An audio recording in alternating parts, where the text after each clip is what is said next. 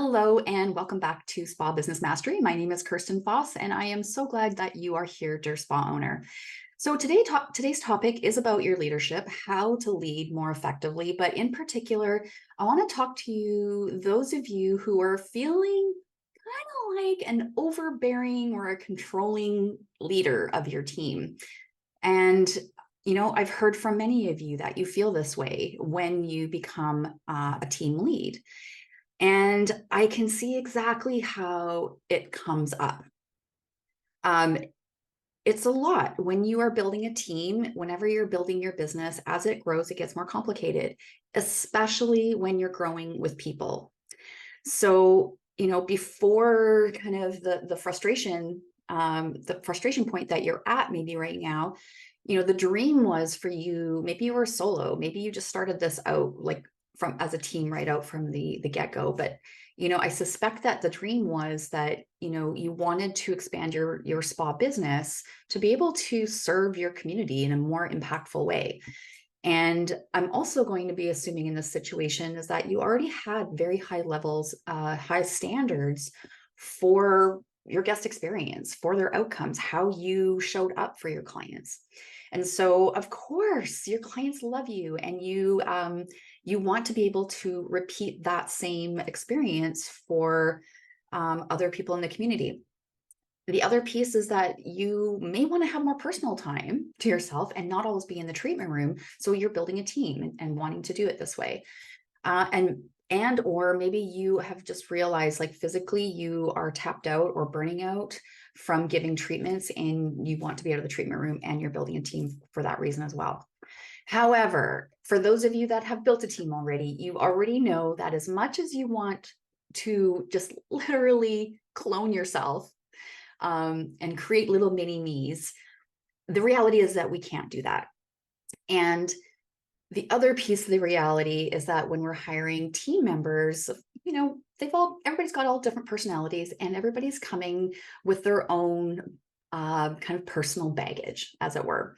So where I find the sticky bits for spa owners when they're leading a team is that they have this expectation of what it's going to be like when the team is onboarded and trained and coached and all that kind of stuff, that they're just going to do what you told them to do. And yet you find yourself constantly repeating yourself, constantly, repeating yourself about the negative stuff. Like, why isn't this done? Why is so-and-so doing this? Why can't they just listen? Why can't they just do what I've asked? And yes, it is extremely frustrating. And when this keeps happening and you don't know how to get out of this loop, you end up being kind of like controlling your team. Starts feeling like you're controlling them and micromanaging them. And you probably feel like you're controlling and micromanaging, and you don't like how you're showing up for your team. So let's talk about that particular situation and, like, how do you get out of it without compromising your standards? Because I don't want you to compromise your standards. You cannot compromise your standards. If you compromise your standards, the guest experience and results are compromised as well. So how do we do this? Well, the other piece I wanted to bring up is that this is really good timing to bring up this conversation and to bring up this thinking for you in your spa business, because we're in August, and in September and October, without fail, every year, it typically slows down, right? The bookings slow, then the sales slow down. So if this is a seasonal reality for you, perhaps it's time to sit down at the end of August and September to do some reassessments about what's going on in your leadership. And I've got some points here to make it easier for you to do this assessment. So the reason why we want to do a leadership assessment is to, determine what the real issue is. It the fact that you are a controlling and micromanaging type of person just naturally? You might be, but I kind of doubt it. I feel like a lot of times spa owners get into that kind of behavior when they don't know how to find a solution for, the nonstop questions, even though you've told them like 500 times, the continuation of, not following protocols, even though that you've trained them. So, We want to get down, like, what is the real issue? Is it the fact that you're explaining it poorly? No, it's not that. That is not the issue. So the real issue is that, and you've probably heard this from me before, the real issue is that you likely don't have documented systems up and running in your business. And what I mean by documented systems, I'm talking about staff team handbook, an operations manual, which is the protocols of everything from reception to the guest experience in between treatments to the actual treatment. All of those protocols should be in there. We're talking about having training systems. Do you have a training system, or is it all up in your head? Okay, well, we start off with manicures, and we do pedicures, and then we do facials.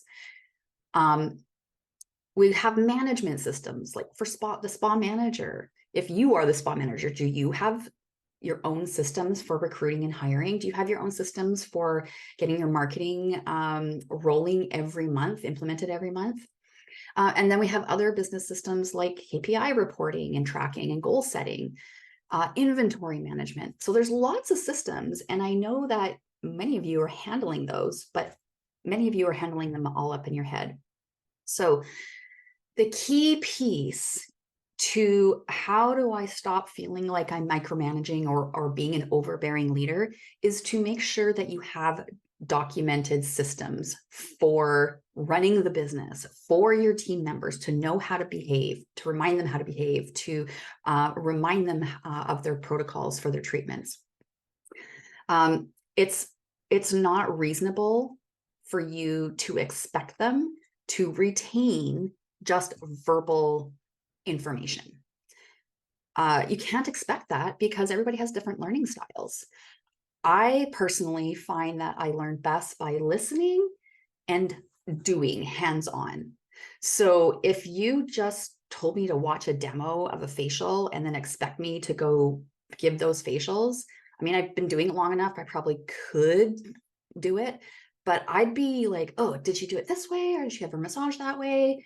You're really setting me up to fail is really what's happening. So there's no way that I can successfully remember every itty bitty thing that you told me. I'm going to need some documentation to remind me of the little pieces that happen in protocols and policies.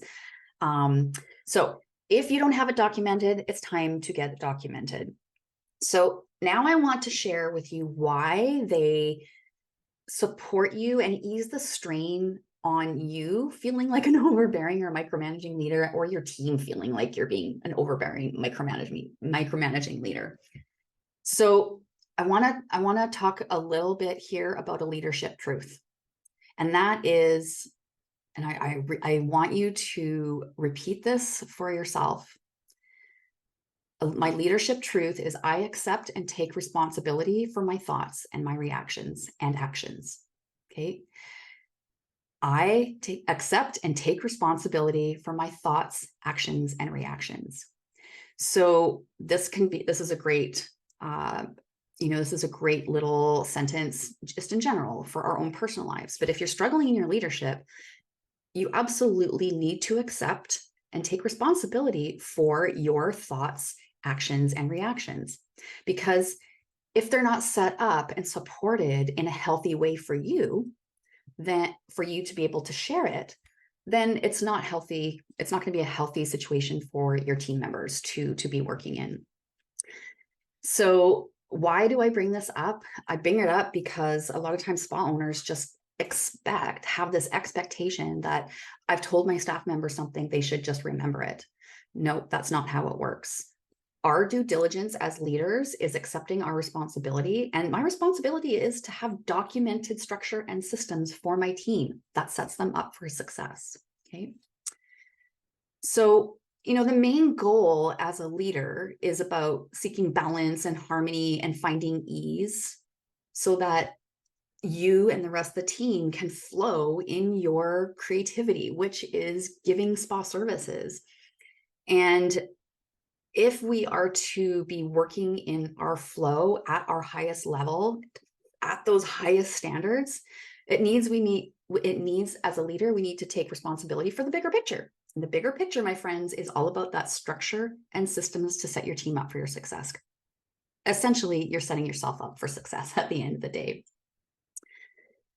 When, as a leader, we show up, there's a lot of responsibility. I get it. But we need to use these documentations as our boundaries, right? This is the key. This is what I've been getting to for this podcast. When we have those documented systems and when we onboard and train and coach with those documented systems, those are the boundaries, so that afterwards, after the training is complete, and if you have already coached them a couple of times about not this way, you've done your due diligence, you've given them the best start they can. It was now up to them to pick up the baton and run with it. And if they are unable to meet the standards after that, then it's time to let them go. You've heard about it before: hire slow, fire fast. I know it is such a pain. It is so frustrating when you've just done a new hire, you've done their onboarding and training, you've invested that time and money into them. And then you realize, oh my God, this person is just not coachable. Sometimes they're not. Sometimes they slip through your recruiting and hiring system. But recruiting and hiring systems actually help to make sure that we, kind of mitigate having those kinds of people come into our business. So this is, having these systems and structures, it's part of your responsibility as the spa owner, but it allows you to let go of being overbearing or micromanaging, because the team is trained on them. They're coached on them. They know what to do. They've been empowered to take action for themselves. Okay. So, if you can read between the lines on this podcast, we're really talking about, those negative patterns that show up in our leadership. The negative patterns of behavior, the negative patterns of thinking that show up in our leadership can really take us down the rabbit hole in a really negative way and start what I like to call is stinking thinking, which then starts feeling a little bit entitled, to be perfectly honest. So, let's clean up our act here as leaders. Let's be responsible for how we're thinking, how we're acting, how we're reacting. And if there are unhealthy, undesirable characteristics that you notice that's been coming up for you lately, it's just a flag in, the play of life to say, hey, this isn't okay. It's not working for you, and it's not working for other people as well. It's time to find a new, healthier pattern to work within your business. All right, so it's time to stop sabotaging yourself as a leader. And you may not have known that having systems and structure, documented systems, is a way for you to kind of ease off that control piece. It kind of seems almost counterintuitive, but you get to use your documentation as part of the boundaries and control. Does that make sense? All right, so that's it for me today. I hope it landed for you, for those that really needed to hear it. Some of you have your systems and structure already, and you're running tickety-boo, and you've got a little bit extra time for yourself. You've got time for your business strategy. So you understand that you don't need to micromanage. You don't need to feel like you're over-controlling or overbearing with your team. You can lean on your structures and your systems to do that for you. All right, if you need help with your systems and structures and don't even know where to get started, maybe you feel like, oh my God, yes to recruiting and and hiring systems. Yes, please to onboarding systems. Yes, please to training systems. Yes, please to sales systems. Then you absolutely need to reach out to me, and we can chat about how I can support you, whether it's with a VIP day, or maybe you just need an hour of my time to pick my brain, bring a bunch of questions. I'm happy to do that for you. All right, so that's it for me today for Spa Business Mastery. Our next podcast will be a spa marketing with Delia, and I will see you then. Take care.